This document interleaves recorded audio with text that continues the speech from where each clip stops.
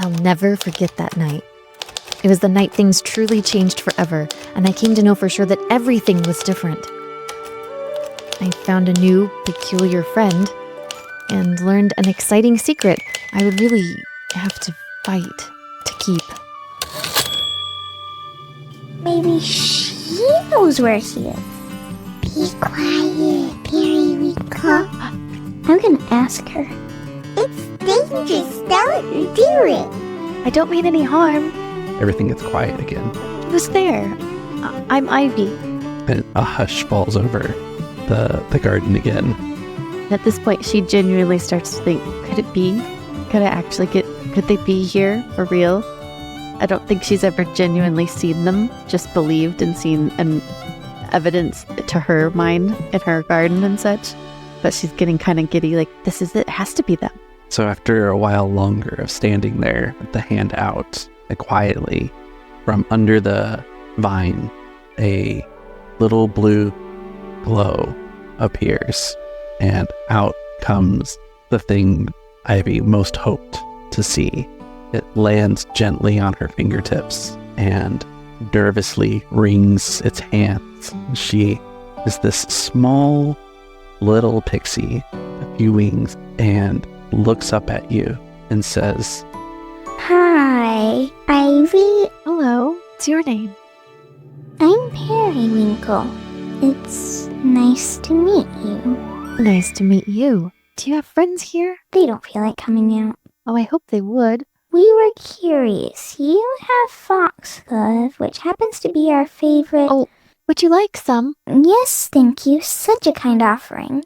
It made us wonder, do you know young Master James? What made you wonder that? Well, he nicely offered us such things before he disappeared. We've been waiting for him to come back or send word. Oh, I'm sorry. I was having a bit of foxglove tea, and I saw your light. Was that you? Oh, we were just playing. We didn't realize anyone could see us. Just a little light from my window. Oh, please, don't tell anyone. You won't tell anyone about us, right? Oh, I won't. Don't worry. Do you ever leave this place? We were sent here to look after young Master James. Though when he disappeared, some of our troop left to find him, but they haven't returned either. James. I know a James. Good fellow. And she has just a split second of a sadness as she wonders in the back of her head if she'll ever see him again, since he's gone suddenly. And then suddenly she left town. She glides from Ivy's fingers down to one of the stone benches, and She's in awe watching this little person gliding, just beautiful to her. she lands and does a little twirl on a foot and then gently pats the seat for Ivy to join her. Thank you. Some of us were sent to watch over young Master James. He's been gone for some time. Must have been sad for you. There were only some left to try and find him, but not all of us. And we wonder how long we'll be waiting for him to come back. Of course. I wonder too. She looks off as she looks for the words a little bit and eyes over at the vines that the others are hiding behind. Who sent you to watch over him? And why did he need to be watched? And she gives a little reassuring nod and regains her courage. The Council of Wind sent us, of course. Young Master James is What? very special to them. What does that mean? She cocks her head at you, kind of quizzitively. It means what it means. Then, in a childlike way, she begins to balance on the edge of the bench and sticks her arms out and teeters and twirls into a handstand. Her eyes get really big. She has so many questions. And then Periwinkle carelessly continues with her own thoughts out loud. When Cassar split the world, some of us could still come over. The smaller, the better it seemed. We were sent to watch the young master, though he's not here now. I think it's a funny thing that simple things like love should reshape the world so. She smiles. Tell me. It was Cassar, when our worlds were together. He fell in love with one of your kind. Is he, I wonder? A small folk? No, Cassar didn't look like me. We're pixies. Cassar was a great noble. He ruled much of this area when the worlds were joined. Who did he love? He fell in love with one of the humans that worked on one of his many farms. Do you know what she was like? I never met her myself, but her beauty and kindness was enough for Cassar to reshape the world for, and before that, to fight a rebellion over. So she must have been a very lovely woman indeed. A rebellion against who? His own kind, but he wasn't alone. Anoan and Piotr forged magic weapons for the humans, and even created the spear that Cassar used to break the worlds apart. Were they one of us, or your kind? The people that made the spear? They were of Cassar's kind, but they all got to stay in your world when the realms were split. Cassar promised 10,000 years of protection for your world. That's very long. But Soen promised to someday pick up the battle where it left off, when Cassar's protection fails. Which is why we were sent to keep an eye on young Master James. The Periwinkle pauses for a moment and looks at you. I'm not sure I should be telling you this.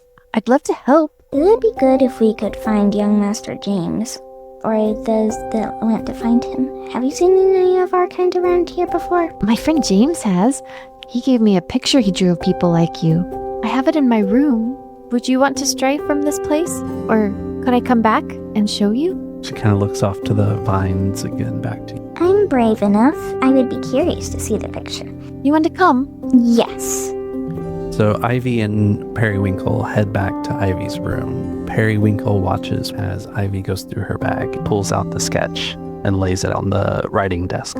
He said they were in the trees. Do you know them?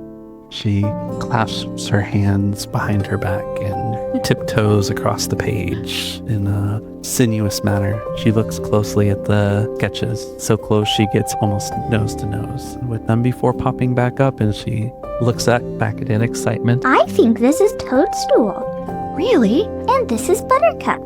They were part of the group that went to look for our young Master James when he disappeared. Why, I haven't seen those faces in over 20 years. Wait, what do you mean 20 years? When you said young Master James, I pictured a child. How old is your James? Oh, James is a baby. Let's see, I'm nearly grown up now, which I think you say is 1,000 years. Or was that 5,000? When we crossed the veil to watch over young James, he was just starting life. 1 or 2 years, I think. He disappeared around a year later. Toadstool left right away to find him because he was sure James wasn't coming back. But Buttercup left around 3 years after that. So it's interesting they are together in this drawing. Yes, but how old is James? Look, I'm 22. Would James look more like me or like a tiny child? You're 22? You look really grown up for a baby. I guess I don't know how quickly humans age. Young Master James would look like you. We must be talking about the same James. In the same moment, she's so excited they both know who this is, and then realizes he has just sailed away, and she has no idea how to find him again. Oh, take me to him. Too late. Why is that? I knew where he was, but he's just left. He's on a ship, and he's gone far. It was very strange, to be honest. I wish I could take you to the hill. I wonder if your friends are there. They may still be with him, I hope. This is very exciting. We were in Ealanwick, and he'd lived there for some time, but he just got on a ship and sailed away. I could tell you I know the harbor he left from, and that he was sailing westward. He said he'd write. Brack will have the letters. What is a Brack? He's a friendly man. Back in Ealanwick, he owns the inn. He gives me my letters. I'm sure he'll keep them for me. I'll send him a letter. Tell him where I am, and ask him to forward the mail. Think we could go? To Ealanwick? I've only just arrived, and I have a job to do. Though Baron wasn't very keen on it. I wonder if I should speak with him and just cancel the whole thing. No, that would disappoint Father. Oh, I've just realized. The Baron, he's James' father. We must find James. I'll tell him first thing in the morning. I know he'll want to know where his son is. Ivy, it would be important not to tell others about us. I said I wouldn't. But how would you tell the Baron about his son without telling him about my kind? This might take time, Periwinkle. I can help. All night if need be. Ivy and Periwinkle work late into the night, trying to figure out how to break the news to the Baron. Ivy is sitting at her writing desk, elbows on the table, chin in hands, and right above the inkwell, little Periwinkle kicks her pixie feet After a while of trading information on James, you learn McCullough, James's last name, was the maiden name of the Baron's wife. It seems like this would be the best avenue to convince the Baron you know where his son is. Periwinkle gives you the idea that you could talk at breakfast about James McCullough and see if the Baron reacts. You're brilliant, Periwinkle, of course. I know. Well, it's settled. I can't wait for morning. And she looks out the window, and there's just the slight glimmer of color in the side of the world. The sun is coming up now. So Ivy gets ready and dressed and gets ready to head down for breakfast. Oh, I don't say goodnight or have her fly out the window and go home or anything. Periwinkle stands on the desk, arms crossed, and waits. What is it? I'm coming with you. To talk to the Baron this morning. I want to hear the conversation too. She flies up past your ear, lands on your shoulder. In a mirror, you see that Periwinkle made a small concealed nest in your hair. She steps behind it like a curtain. This will do. You're going to sit on my neck. You don't mind, do you? I told you I'm coming too. Well, I suppose if you insist. I can't think of a better way to hide you. Would you rather go back, tell your friends what's going on, report back? I told you. I'm coming. I wonder how much sleep pixies need. Apparently not much. They dance through the night. Ivy's feeling a little tired and worries that she's going to yawn her way through breakfast. Ivy is charged by the whole situation. That's true. It would have been impossible to sleep otherwise. That's true. She makes it to the dining table. The same place settings are set.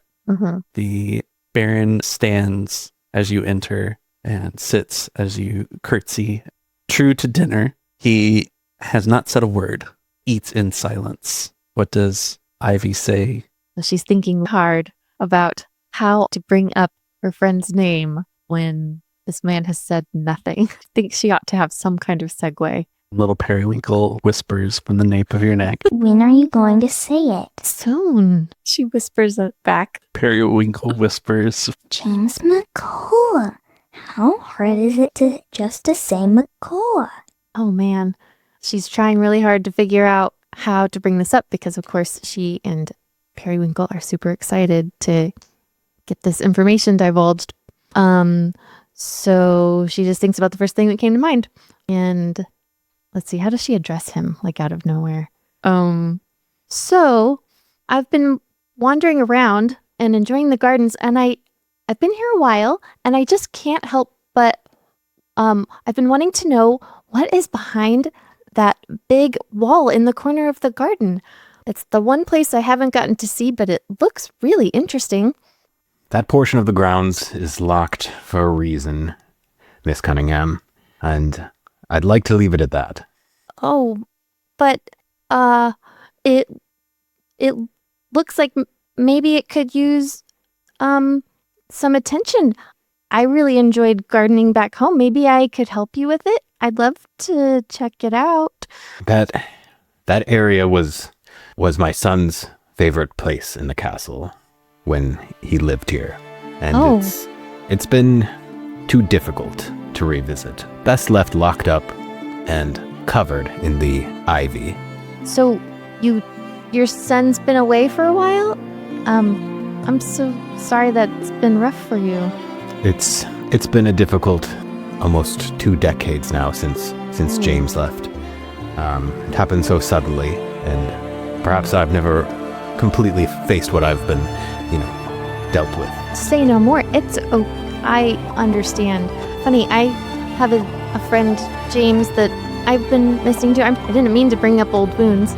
My friend McCullough Finally. left just before I came, and I didn't know when I'd get to see him next. And it's hard when you're missing people. What did you say his last name was? James McCullough. He's a friend from Ealanwick. Ealanwick.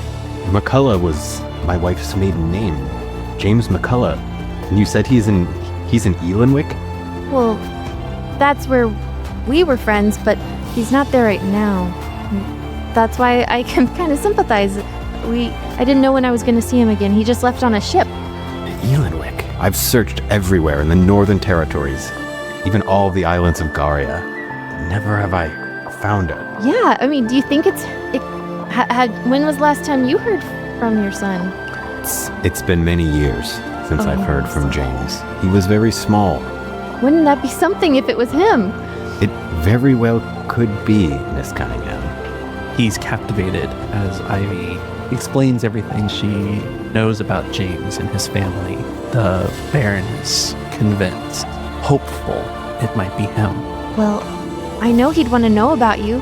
I've really enjoyed my time here, and he never really talked about family, but I know he'd love you if he met you again, or he'd want to know.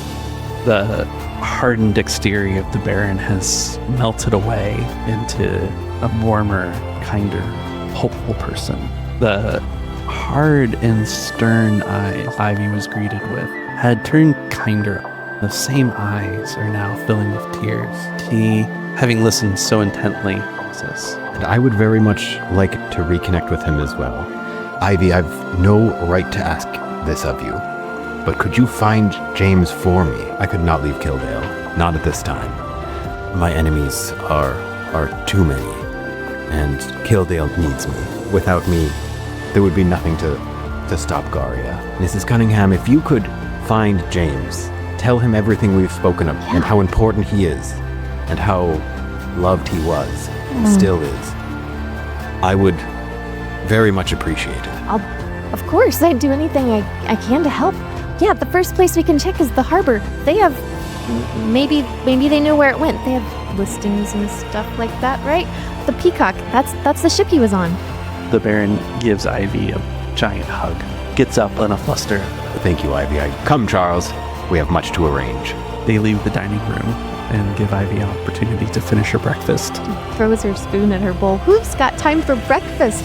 Breakfast is a long-lost memory now. Who can eat when something like this is going on? There's a bustle of activity and people moving about. Word spreads that all of the staff is hearing whispers about Master James. There's a large crowd of staff and soldiers to see Ivy off on the carriage. You head back to Rosemore and board the train to Ealanwick. Periwinkle with me? She whispers from the nape of your neck. This is very exciting. I know. We'll find him. I know we will together. Ivy and Periwinkle pass the time together. They arrive in Rosemore, the closest train station. Charles helps Ivy out of the carriage, arranges for the bags to be loaded onto the train. As Ivy is standing on the platform, a hard vigilance check is in order. Last time we were at this train station, she hadn't thought about it since she got to the castle, but now she's looking around because it hit her again. There was a creepy dude that she saw, and she's going to be on her lookout for that. Can you describe what Ivy saw last time? She saw some man just like really staring her down, and it felt intentional and uncomfortable. What did the man look like? He was slender and had a bowler hat. Do you remember? Because you described it. I was trying to get a boost for you, but you didn't remember enough about it. Well, I mean, she remembers clearly what he looked like. That face is strong in her mind. She saw him again at the same train station. He went a different way before she got in the carriage with Charles. I imagine Periwinkle might even pick up on that she's looking around, feeling a little odd. What am I supposed to roll? I was asking you for a hard vigilance check, but you can change to perception. Okay. 3 purples on your perception. Did you hear those? 1 success, 3 threat. All right. Standing on the train platform waiting for Charles to come back, Ivy's on edge and looking about. There is a bit of a crowd getting ready to load onto the train to the capital. She is perceptive, but she has 3 threats. At the other end of the platform, off to her left, closer to the back, she spies a charcoal bowler hat over some people. It loads onto the back of the train, but she doesn't get a good look. Are those the threats? Those are threats. I see the hat, but I can't see anything under the hat. Correct. Like head down. And it gets on the train. Did it look like it was like front of the hat was facing me? Like, did I think it saw me? He saw me? It was traveling perpendicular to you. It's a round hat, so you can't see what direction it's looking. It doesn't have an obvious front. I don't think it has an obvious front because bowler hat's kind of like a bowl with a rim. It's uniform pretty much all the way around, but it was walking in the direction of the side. I have no idea if he saw me. He didn't act like he saw me, but he was there. So creepy. Does that mean he was staying outside waiting to see me leave? How would he have known that I was leaving days before I was supposed to? Or is it even that guy? Charles walks up and says, Miss Cunningham, I've gotten our tickets. We are right this way. You load onto the passenger compartment of the train. It blows its whistle. No. And the train rolls out of the station. No, I wanted to ask Charles something. You can ask Charles on the train. Wait, he's riding with me? Uh-huh. Why is he coming with me? To Ealanwick? What's going on? The Baron asked Charles to accompany you. So we're like, I'm on an adventure with Charles now. But Periwinkle and Charles aren't talking to each other because Periwinkle's staying hidden. I know the fairy's here, but for like the foreseeable future, I have a sidekick. Uh-huh. I was just going to ignore the cab driver, basically. Okay. Is he supposed to be like my minder? Like, he's not minding you, but... Like I have my own Pickleson now? No, he's not hired. The Baron would want to keep you safe. You are the person who has information about someone he's been looking for. He's sent someone to help you. You don't have a minder. You have an assistant. Can I talk to him before we get on the train? I got you on the train already. He shoved me on the train. Okay. Am I on the same car as the hat man? Cars behind the train. You saw the hat. The hat was several cars behind you. Charles? Yes, Miss Cunningham. I need your help keeping an eye out for someone. When I arrived in Rosemore and got off the train, there was an interesting man got on with me in Ealanwick and got off here at the same time when almost no one else did. And I could have sworn he was staring at me. I think I just saw him get on a few cars down. All I saw was his hat, but I think it was the same one. I'd love for you to keep an eye out. It was a dark, grayish, charcoal bowler hat. Do you have anything anything else that I could go on? I'm happy to keep an eye out. Okay, Ivy remembers. Ivy's been rolling threats, so there's a little description of this person. No, whatever you said the first time, she remembers. You've covered what I said the first time, because you rolled 3 threat with it. Really? Uh-huh. So I don't. See, she saw his face. Ivy she's only gotten a quick glimpse at this person, enough to be unsettled, not necessarily enough to remember. We'll keep an eye out. I'll point him out if I see anything. Do you know where he got on the train? 3 cars down. 3 cars down. Stay here, Miss Cunningham. I will look into this situation. We can travel between cars? There's a door in the back. That would really make me feel better. Okay. For your comfort, Miss Cunningham, I will head to the back of the train and look for an uncomfortable person. That's all right. Leave it to me, Miss. I'll take care of it. She tries to smooth her dress. Charles gets up and heads towards the back of the train. It's been a while. No. And Charles hasn't come back yet.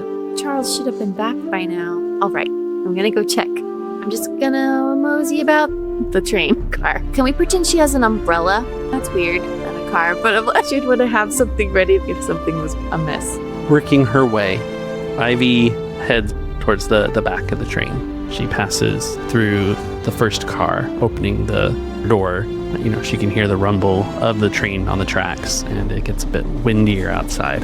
She crosses over the gap and enters the next car. It's another car that is similar to the one she was just in. There's a smattering of passengers, all seated in benches with the glass windows on either side.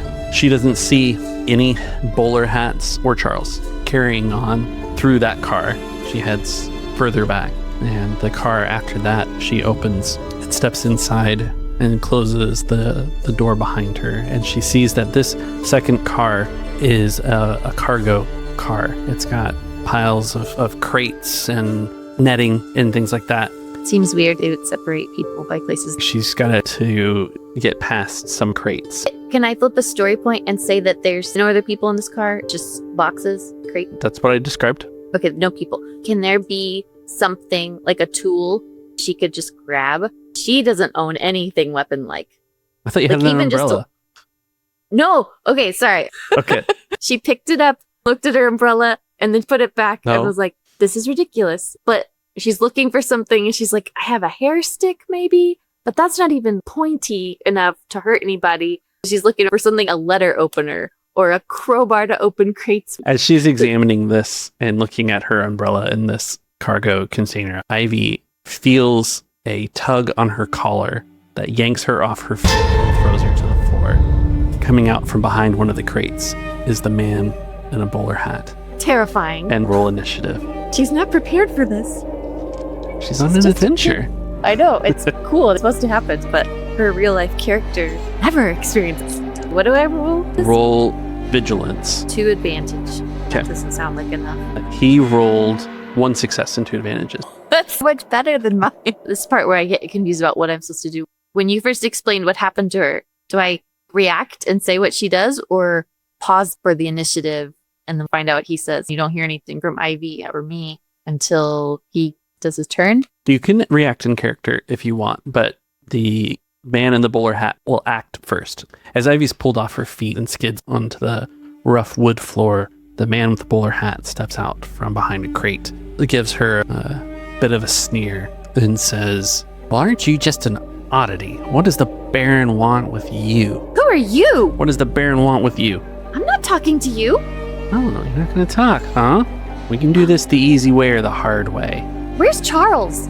Ivy has to make a fear check. Okay, the threat is canceled by the advantage. I definitely should have tried to figure out some kind of boost or something there. All that's left is 2 threats and a failure. She's terrified. Add a black dice To what? to all your rolls during this encounter, because this person is scary. Yeah, he seems so weaselly and dumb. Ivy notices there is not a quick way out of this cart, and she is currently prone, which requires a maneuver to stand, and it's her turn. It's like standing over me or something. He's not holding me down. Not yet. It's like standing over me in front of me. And I have my umbrella. You insisted I keep... You don't have to have an umbrella. You reset it a few minutes ago. Didn't want to let me find a tool with a story point. You can flip a story point and find a tool now. Oh, this was just happened before that. She would definitely sort of like back up like a foot, crawl backwards on hands, feet, and hop up if possible. Okay. Before she hopped up, she saw to her side, the backside of a box next to one of the big wooden crate boxes. There was a little crowbar. She grabs it, jumps up, waves it at him, and thinks, I wouldn't... Sorry. And then she realizes this is not cool or menacing and tries to remember whatever little things she can remember the professor taught her in fencing to wield it right and look like she knows what she's doing. Okay. And what was the last thing he said? He just, like, we could do this the hard way or the easy way. She's going to ignore those threats, trying to have her best fencing position with this silly little crowbar. She holds it out towards him and says, "Where is Charles?" Ignoring everything he just asked or threatened. What do I have to roll for all that to work out? Or is it just the thing I did? Presently, it's just the thing you did, if that makes sense. You haven't said the skill you're trying to accomplish, so you haven't had anything to roll. I guess I want him to feel like the easy way isn't going to work. I guess I want to intimidate or surprise him to think it's not going to be easy to get what he wants from me. He should trying to hurt me and just answer me. All right. So what does she want? Can I get a boost for having good form, remembering the first lesson of how to stand? Sure. Can have a boost for that. Thanks. Add your setback. So I've got a black, 2 green, a blue. What's the roll against? I think this is just a average roll. The starry things are the 6. Then no failure. In total, there are 4 threats and 4 successes. Nothing cancels out. The man stops advancing on you with this knife held out. He looks to be considering just how much damage you could do with a crowbar. It's very intimidated. You see the man pause. He was walking towards you menacingly, and now he's making sure he keeps enough distance to not be clobbered by this crowbar. That's right. We clobbered. For 4 threats, what Ivy noticed is that she was walking backwards in this train car as she was picking things up. She hasn't picked the best path to get out of this. Essentially, she made it to the middle of the train car. She's got boxes on all sides. I'm gonna have to go through him. I don't want to hurt you. Me neither. What does the Baron want with you? Why care about me? Who are you? I'm asking the questions here. What does the Baron want with I'm you? asking questions, and she's like nudges it closer, like, remember what I'm holding out at you? Trying to look impressive. He holds up his knife, takes his fingertip on the tip, gives a little bit of a more metallic ring to it, show you that his is more pointy. Whack it against my hand, but it's gonna mirror him.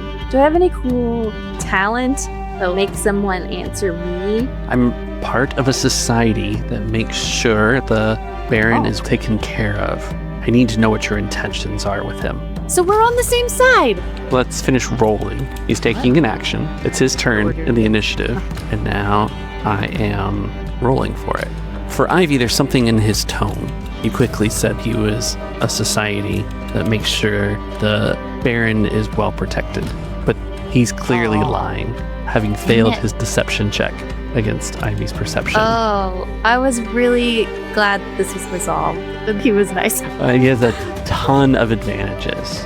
Ivy feels a moment that maybe he could be trustworthy, quickly drops the deception, grabs hold of Ivy's crowbar, snatching it. Does he get it, or is he just holding? Like he takes it away, or No, are we both holding you're both onto holding it? onto it. But he has control over it Rip his and the arm knife in off. the other hand. That's his move. It's Ivy's turn. What was the last words he said? He's part of a society to make sure the Baron is protected, and he has to know But then your he- intentions. So we're pretending I didn't say those things. No, about you the did. side. Okay. As you were saying them, he grabbed the crowbar, Oh. and you are not convinced that is the true matter. She's not sure she's strong enough to keep it or get it back. So what she does have are really hard-bottomed, pointy shoes, and she kicks him as hard as she can in the shins to knock him over. Okay, That's her move. that's a brawl check. And he wasn't expecting that and thought it was more like hand combat. He didn't see that coming. I don't think so. Really? Because of the threats and the advantages, Oh, he's so got the upper hand. I have the upper foot. You're Oh. rolling 1 red, Sheesh. 1 purple, 3 black. Are you kidding me? There is no way this is going to go well. It's physically impossible. How many things? Red. 1 red, how many 1 purple. 1 okay, and 3 black. Well, technically, What? because you're still I thought afraid that was of him. including that one. 4 black? Hmm. Almost. Flip a story point to change green to a yellow. Oh, this is going to go bad. 4 failures, Okay. just as I saw it would happen. So describe it for me. What happens? So she held on tight with her hands, try to pull him forward, kick him in the shins, but she's scared and not prepared for combat. So she kind of pulls it. When she pulled towards her, she kind of pulled him towards like her left side a little bit. Just jutted out and missed. Too nervous and more heartbreaking. It's his turn. Where is Charles? Where is Charles? Where is Charles? So as Ivy kicks out, missing, connecting with this man, he sidesteps and takes a punch at Ivy's face. But she moves to the side and is able to dodge it. But being distracted by this fist coming at her face, she momentarily loses track of the crowbar. The man's able to twist it out of her hands. I'm unlikely she would lose track of what she was holding on tightly to. She but didn't okay, want to get punched that's how in the the story face. goes. How do we resolve this? Tugging back and forth until somebody hurts somebody? Potentially. He got the crowbar, and he has a dagger. Mm-hmm. Does this have any special abilities? Mm-hmm. She doesn't want to get this tiny creature into trouble. Things are looking grim. Mm-hmm. All right. Will you tell me something? Is it my turn? Yeah. I should probably do something physical. Like, oh, there are boxes. Uh-huh. She doesn't have anything in her hands now. I want her next reaction to be shove one of the boxes stacked up. Mhm. And she shoves one over on him. It's too late now, but it says, when making a brawl or melee light check, Mhm. your character may use agility instead of brawn. How does that help you? Does that change your dice? I don't know. What's But- Ivy's agility characteristic number? Is it 2 or is it 3? Her 3. What's her brawl? Brawn was 2. Yeah, you missed a green dice because you forgot a talent. Okay. So just remember that as you're in this fight, you can replace your brawn with the agility. I want to try my hand with the box thing. Okay. He took her crowbar. He has 2 weapons. She has none. There's a stack of 2 large crates next to her. She stands behind, pushes over the one above head level, and shoves it at his head. Good luck with your hands full of weapons. You don't have your hands available to brace. Let's do an athletics check. Well, I have 1 yellow, 1 green. Great. Can I get a boost? His hands are full, so he can't protect his face from a box falling. He could run to the side. We'll just out see. of the way. It's 2 purples and a black. I have 1 success. Ivy topples this tower of crates and pushes it on him, and he has to put his hands up and keep them from knocking him about. And that opens up an avenue that Ivy could run further back in the train car. To the caboose, Yes, not back the way I came. not back the way you That's came. not as helpful as I wanted that to be. Yeah, you didn't get any advantage, but it was successful. Okay, it's his turn, right? Mhm. She pushed them. He jumps to the side. She yells, "Leave me alone!" Remind me of your athletics skill again.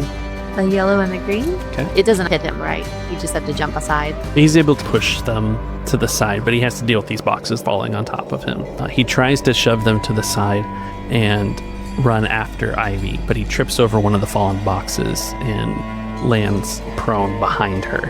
And it's Ivy's I turn. think she would just leave him in the dust. Like, she's not even going to talk to him, engage anymore. As soon as she starts moving, there's a little bit of freedom. He's not actively attacking. Her mind goes back to Periwinkle, who's still with me. Are you okay? Yes, this is exciting. What's going on? Is he your friend? I'm not familiar with many human games. Glad you didn't get hurt. We're running. We got to get away from this guy. Oh, look out behind you! And Ivy throws open the door towards the back of the train. Please let Charles be in here. Please let Charles.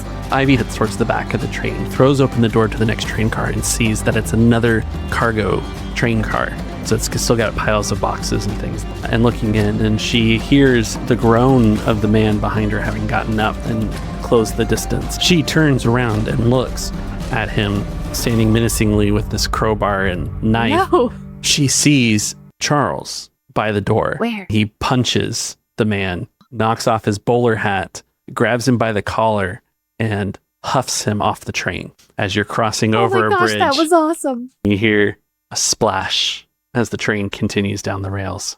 Please include a Wilhelm scream. Of course. Charles dusts his hands off.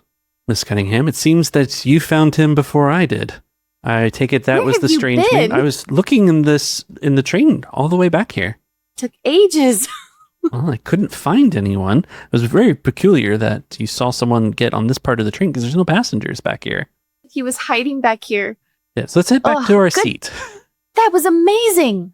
Thank you, Miss Cunningham. I'm happy to help. Practice that. It seems that the Garian spies have taken an interest in you as well. We will have to be more vigilant.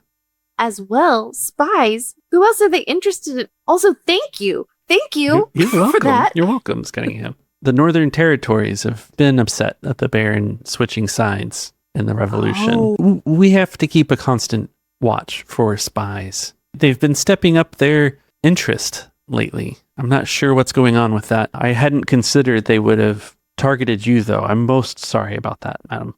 How would they know to start following me back in Ealanwick before I even got to the Baron? That is an excellent question. This must go deep. They must know my father. He sent the message. Why are you laughing at me? It was great. I had to take a breath so they could be Charles, who's more calm and less excited than you. These are all excellent questions. I think that once we get to Ealanwick, we'll need to investigate. That's peculiar. This is getting really serious. That is the line I want to end the episode on. Oh, that's where we're ending? That's where we're... I have so many feelings. Yeah. I was just attacked. Yeah. I have so much adrenaline. Uh-huh. Just his quiet voice at the end. It's getting serious. Thank you for listening to the latest episode of the Foxglove Letters. We hope you've enjoyed the adventure so far and can't wait to see where the story goes. Before we go, we want to let you know that we love hearing from our listeners. If you have a question for our players, their characters, a comment on the story, or just want to say hello, drop us a line at diceycantina@gmail.com. You can also follow us on Instagram and YouTube at Dicey Cantina for behind-the-scenes artwork and world building. Or if you just prefer to chat, join the Discord. Links to everything are in the show notes. If you're enjoying the show, please consider giving us a 5-star rating and review on your favorite podcast platform, as it helps us grow the show and reach more listeners. The Foxglove Letters is a creation of Dicey Cantina, playing Genesis by Edge Studio. Until next time, dear listeners, don't forget the words of Mr. Cunningham when he said, "Don't just watch the world pass you by. Reach out and grab the stars."